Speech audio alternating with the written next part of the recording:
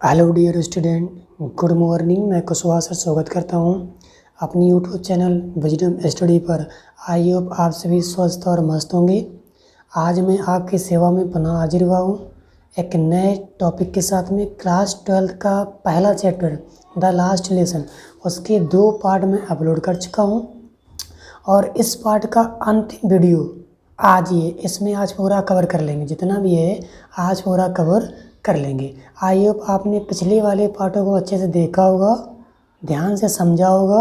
यदि कहीं भी डाउट हुआ हो तो आप कमेंट सेक्शन में अपने डाउट को कमेंट कर सकते हैं, मैं उसका रिप्लाई जल्द से जल्द करने की कोशिश करूँगा। सो विदाउट टाइम वेस्ट के चलते हैं टेक्स्ट पर।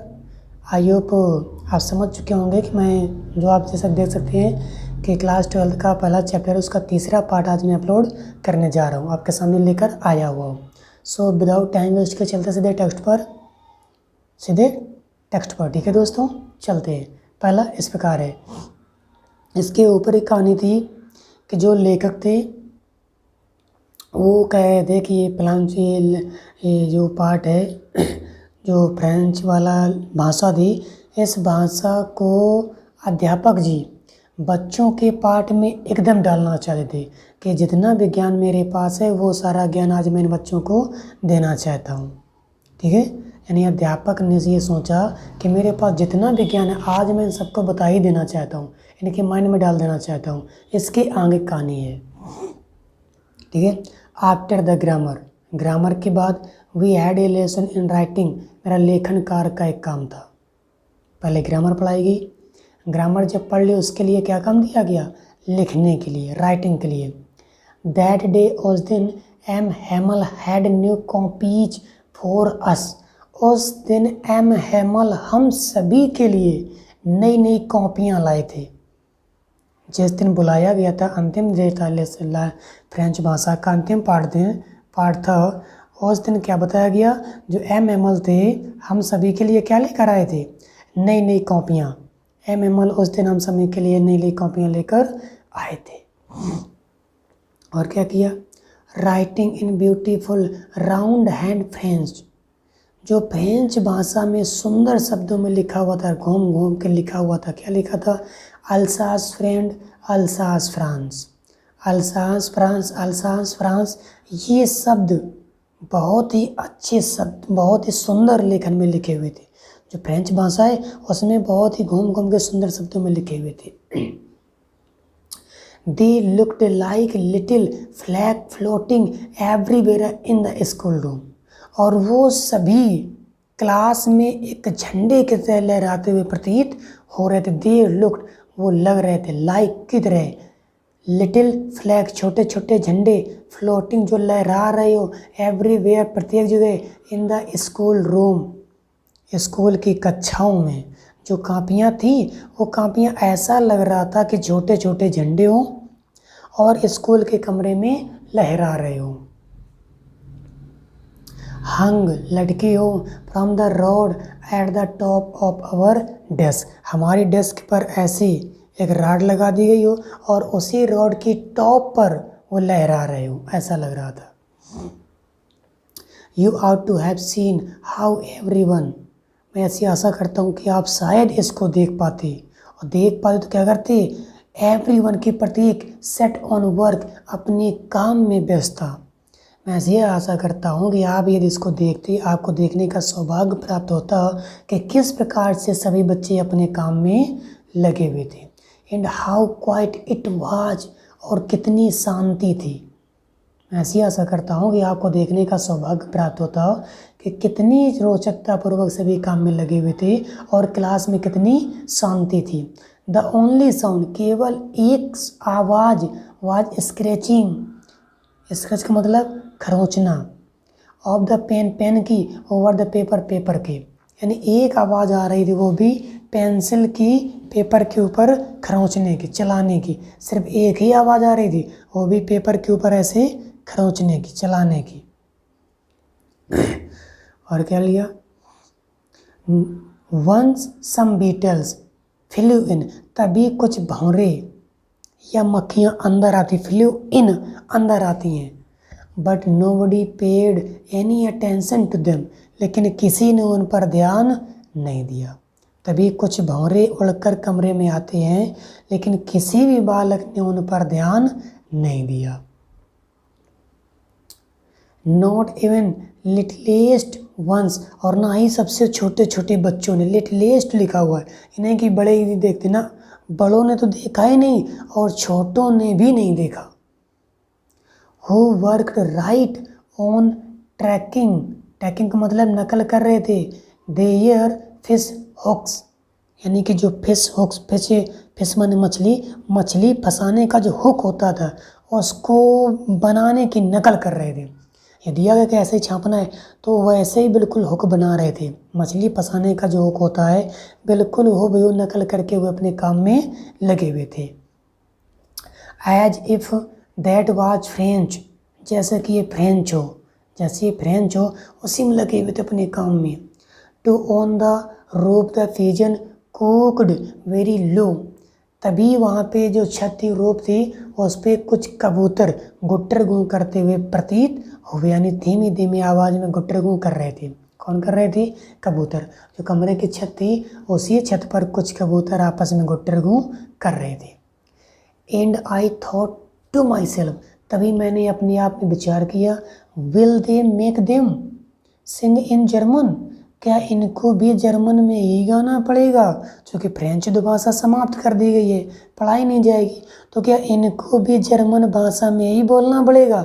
एवन द पिजन, कबूतरों को भी, क्या कबूतरों को भी अब जर्मन भाषा सीखनी पड़ेगी, बोलना पड़ेगा? ऐसा किसने सोचा? छोटे से फ्रेंच ने। आई होप आप इसे समझ चुके होंगे। मैं एक बार इसका पुनः समरी कर देता हूँ। ग्रामर के बाद में मेरा लेखनकार होता है, और उस दिन एम नई नई कॉपियाँ हम सभी के लिए लेकर आए थे, और वो सुंदर फ्रेंच भाषा में लिखी हुई थी। France Alsace, France Alsace, they look like little flag floating everywhere in the school, और वो स्कूल के क्लास में छोटे छोटे झंडों, लहराते हुए झंडों का समान प्रतीत हो रही थी। और वो हमारे टेबल की एक रॉड में ऐसे टॉप पे जैसे लहरा रहे हो। मैं ऐसी आशा करता हूँ कि आपको ये देखने का सौभाग्य प्राप्त होता कि किस प्रकार से सभी बच्चे काम कर रहे थे और कितनी शांति थी। केवल एक आवाज़ आ रही थी, वो भी पेन की कॉपी पर खरोंचने की। तभी कुछ मधुमक्खियाँ अंदर आती, भौरे अंदर आते हैं, लेकिन कोई उन पर ध्यान नहीं देता है। यहाँ तक कि छोटे वाले बालक भी ध्यान नहीं देते हैं, वो अपने काम में लगे हुए थे। वे अपने मछली पकड़ने वाले हुक को बनाने में लगे हुए थे और ऐसा लग रहा जैसे वो फ्रेंच के काम में लगे हो। तभी कुछ कबूतर उस कमरे के छत पर गुट्रे को करते सुनाई देते हैं, और मैंने ऐसा विचार किया कि इनको भी जर्मन भाषा सीखनी पड़ेगी। ठीक है, चले आएंगे। ठीक, परेशान नहीं होना है, मस्त पढ़ना है। ये लिखा है, Whenever I looked up from my writing, I saw, जब मैंने ऊपर देखा, Whenever जब कभी, I looked up मैंने ऊपर देखा, from my writing अपने लेखनकार से, I saw मैंने देखा, an animal sitting अध्यापक जी बैठे हुए हैं, motionless गतिविहीन, इन ए चेयर अपनी कुर्सी पर, एंड गेज और ताक रहे हैं, फर्स्ट ऑन थिंग एक एक वस्तु को। जब मैंने लिखने वाले कार्य को समाप्त किया तब मेरी निगाह गई कि एम हेमल अपनी कुर्सी पर बिना किसी गति के बैठे, मोशनलेस, मोशन का मतलब होता है गति, और उसमें लिखा है लेस का मतलब हटा देना, गति को हटा दिया गया, तो एकदम स्टेचू के समान, मूर्ति के समान बैठे हुए हैं। और उस क्लास में जितनी सारी वस्तुएं उनको ध्यान से देख रहे एक वस्तु को।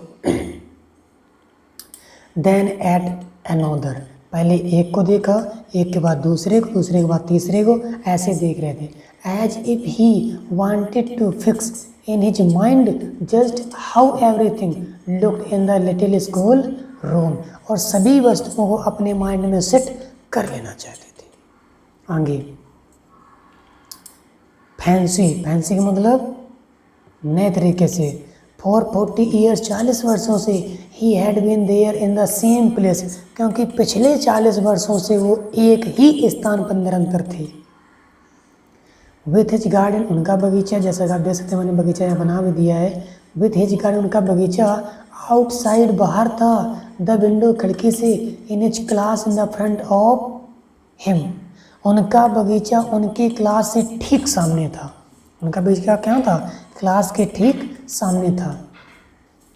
Just like that only the desk and benches had been warm, चिकनी थी, स्मूथ, चिकनी थी। यानी बता रहा है कि वहाँ पे जो बेंचें थी, डेस्कें थी, उनके माइंड में सेट थी कि ये बेंच, ये डेस्क, ये घड़ी, ये दीवार, ये बगीचा, सारी चीज़ें सेट थी। The walnut trees in the garden were taller, walnut का मतलब जो अखरोट के पेड़ थे बहुत लंबे लंबे थे।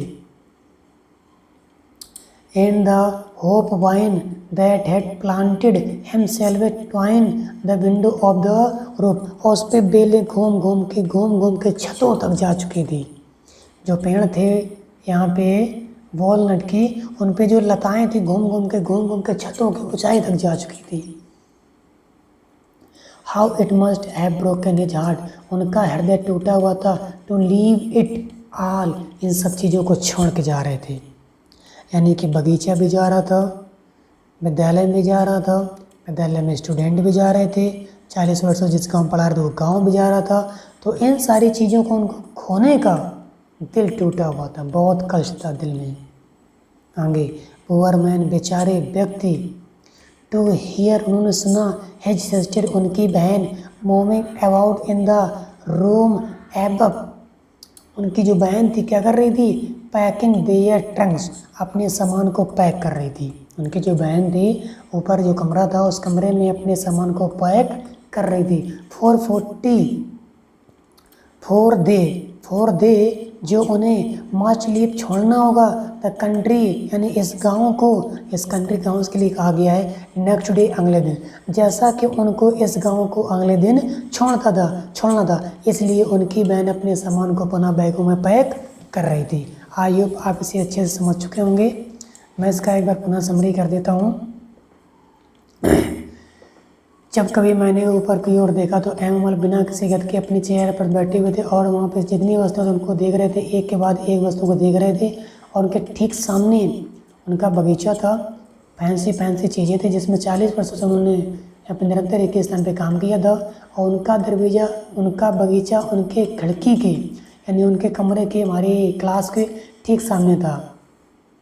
और उनकी जो मेज़ें थी बहुत चिकनी थी, स्मूथ हो चुकी थी, और जो अखरोट के पेड़ थे बहुत लंबे लंबे हो चुके थे, उनसे लताएं लपेट के छतों तक जा चुकी थी। और इन सभी को खोने का उनके दिल में बहुत कष्ट था।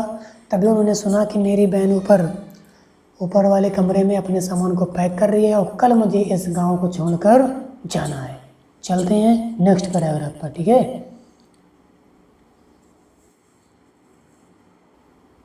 अगला पैराग्राफ इस प्रकार से है, but he had the courage, लेकिन उन्हें साहस था, टू हियर एवरी लेसन, सभी पाठ को सुनाने के लिए, द वेरी लास्ट, अंत तक, उनको अंत तक सभी पाठ पढ़ाने के लिए पर्याप्त धैर्य था, साहस था। किनको? एनिमल को। आफ्टर द राइटिंग, लिखने के बाद, we had a lesson in history, हमारा इतिहास का एक क्लास होता है। यानी जब भी हमारा लिखने का कार्य समाप्त हुआ उसके बाद एक क्लास कौन सा होता है? इतिहास का। एंड द बेबीज, और बच्चे, चैटिंग, जप रहे थे, देयर, बा, बे, बी, बो, बू, ये बच्चे जोर से क्या कर रहे थे? जप रहे थे। बा, बे, बी, बो, बू, ये शब्द बच्चे जोर से, चैंटिंग का मतलब होता है जपना, जोर से उच्चारण करना। जितने ही बच्चे थे जोर से इसका उच्चारण कर रहे थे। Down there at the back of the room, old Hauser, और जो पीछे की बेंचों पर ओल्ड हाउजर बैठे हुए थे, हैड पुट ऑन, जिन्होंने पहन रखा था, हिज स्पेक्टिकल, अपना चश्मा। जो बूढ़े हाउजर थे जो पीछे वाली कुर्सियों पर बैठे हुए थे, उन्होंने अपने चश्मे क्या कर रखा था? पहन रखा था।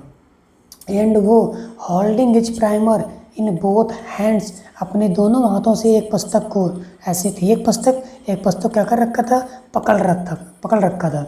इस failure the letters with them, उनके साथ साथ दोहरा रहे थे। जो पीछे वाले कक्षों में ये जो ओल्ड हाउजर थे अपने चश्मा लगाकर बैठे हुए थे और दोनों हाथों से ऐसे एक पुस्तक को खोल रखा था, उसी पे निगाह थी और वो भी बच्चों के साथ में बा बे बी बो बू ये दोहरा रहे थे बच्चों के साथ साथ। तभी क्या होता है, यू कुर्सी आप देख सकते हैं that he too was crying कि वो भी रो रहे थे, वो कितने दुखी थे। आप देख सकते हैं कि बूढ़े हाउजर भी रो रहे थे। हिज वॉइस उनकी आवाज़ ट्रेम्बल्ड कांप रही थी विद इमोशन भावुकता के साथ। उनकी जो आवाज़ थी भावुकता के साथ में कांप रही थी, रो रहे थे भावुकता के साथ में आवाज़ उनकी कांप रही थी। And it was so funny to hear him, उनको देखकर मुझे कभी कभी हंसी आ रही थी, हंसमुख हो रहा था। That we all wanted to laugh and cry, हम हंसना भी चाहते थे और रोना भी चाहते थे। उनकी आवाज़ को सुनकर हम हंसना भी चाहते थे और रोना भी चाहते थे। आहा how will I remember it the last lesson, और लास्ट लेसन मुझे अंतिम तक किस प्रकार से याद रहेगा। यानी अंतिम पार्ट को मैंने अपने दिमाग में बहुत अच्छे तरीके से याद रखा। जो अंतिम पार्ट था इस पार्ट को ले जो बालक था इसने क्या किया, अच्छे से याद रखा। एक बार मैं पुनः समरी कर देता हूँ। यानी प्रत्येक पार्ट को एम अमल के पास में कितना साहस था, उन्होंने अंतिम पार्ट को बहुत आसानी पूर्वक पढ़ाया। लेखन के बाद मेरा इतिहास का एक कक्षा हुई, सभी बच्चे एक साथ जोर जोर से बा बे बी बो बोल रहे थे। जो पीछे कक्षा पे एम ओल्ड हाउजर बैठे हुए थे चश्मा पहनकर, उन्होंने अपने हाथों में एक किताब पकड़ रखी थी और वही बच्चों के साथ में जोर जोर से दोहरा रहे थे। आप देख सकते हैं कि वो रो भी रहे थे और उनकी आवाज़ भावुकता के साथ कांप रही थी और मुझे ये बड़ा फनी लग रहा था और कभी मैं इसे हंसने की कोशिश करता था और कभी मैं रोता भी था। और इस लास्ट पार्ट को अंतिम तक मैंने याद रखा। आई होप आप इसे समझ चुके होंगे। चलता हूँ मैं अगले पैराग्राफ पर, जो आज इस पार्ट का अंतिम पैराग्राफ है।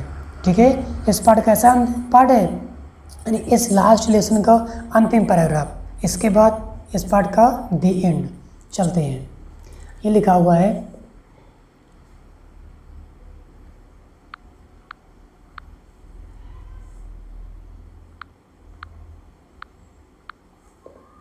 ये लिखा है ऑल एट वंस, अचानक चर्च क्लॉक स्ट्रक 12, अचानक चर्च की घड़ी में कितने बजते हैं, 12 बजते हैं। अचानक वहीं पर चर्च थी बगल में, चर्च की घड़ी में 12 बजते हैं।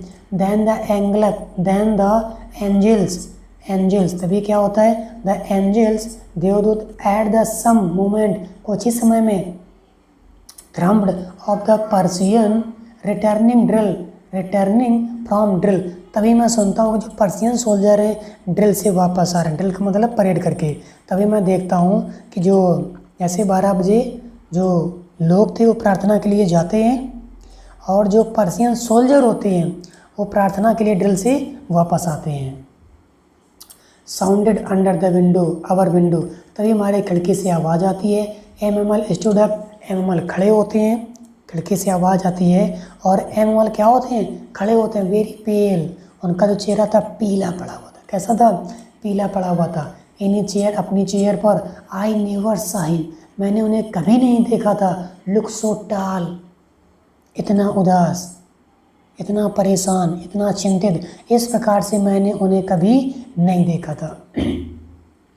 माई फ्रेंड्स, मेरे मित्र, सैड ही, उन्होंने कहा मेरे बच्चे, आई यानी कि मैं, बट समथिंग चॉक्ड हिम, चौक का मतलब रोधित होना, रोधित होना। अचानक उनका क्या होता है, गला रोधित हो जाता है, बाधा पड़ जाती है, बोल नहीं पाते हैं। अचानक गला क्या हो जाता है, अवरुद्ध हो जाता है। He could not go on, वो जारी नहीं रख पाते हैं।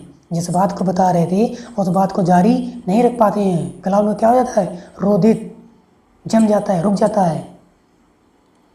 Then he turn to the blackboard, तभी वो बोर्ड की तरफ बढ़ते हैं। टू के पीस ऑफ चाक, एक चाक की टुकड़ी, एक चौक का एक टुकड़ा उठाते हैं। And bring on with his all might, और पूरी ताकत के साथ एक चौक का टुकड़ा उठाते हैं और पूरी ताकत के साथ में बोर्ड की ओर, इस बोर्ड की ओर क्या करते हैं, बढ़ते हैं। ही रोड, उन्होंने लिखा, as large as he could जितना लंबा लंबा बड़ा बड़ा, जितना बड़ा बड़ा वो लिख सकते थे उतना बड़ा बड़ा लिखा लिव ला फ्रांस, फ्रांस जिंदाबाद।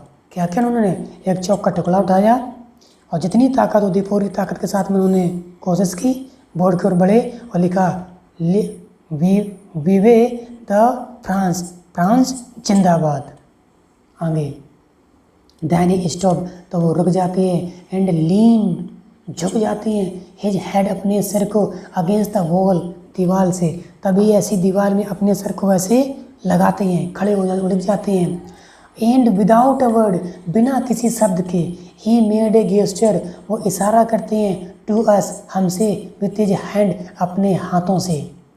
तभी बिना कोई शब्द किए, वो बिना कोई शब्द कहे अपने हाथों से इशारा करते हैं। स्कूल इज डिसमिस, स्कूल समाप्त हुआ, यू में गए, आप जा सकते हैं। ये बात कौन कहता है, कौन कहता है, एम हेमल। आई होप आप इसे समझ चुके होंगे। मैं एक बार इसका पुनः समरी और कर देता हूँ।